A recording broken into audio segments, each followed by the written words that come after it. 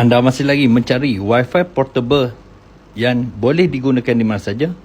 Pertama, boleh on 24 jam di rumah. Kedua boleh juga gunakan di luar. Hari ini bersama dengan saya nak sharekan Flare modem M86. Modem tak payah pakai SIM card. Beli modem ni saja, nampak? Okay, tak ada tempat untuk masukkan SIM card. Di dalam modem ni dah tersedia 5 rangkaian utama. Okey, untuk on 24 jam di rumah boleh gunakan direct charge.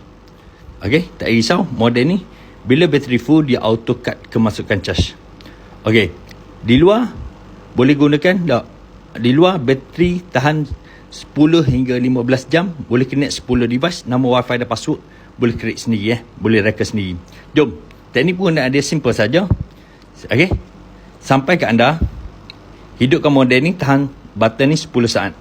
Lepas tu ambil phone, yang mana pakai IP, scan je QR belakang ni.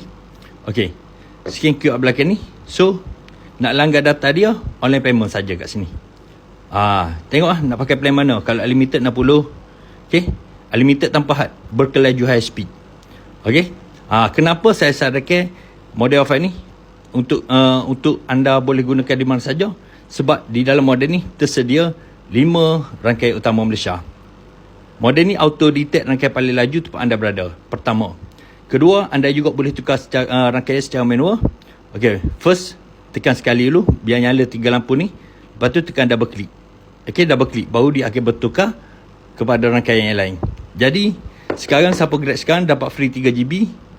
Okey. Lepas scan tu pakai dulu. Nama wifi dan password boleh create sendiri kat sini. Ada masalah boleh contact CS kat bawah ni. Jadi yang mana berminat dapatkan sekarang di dalam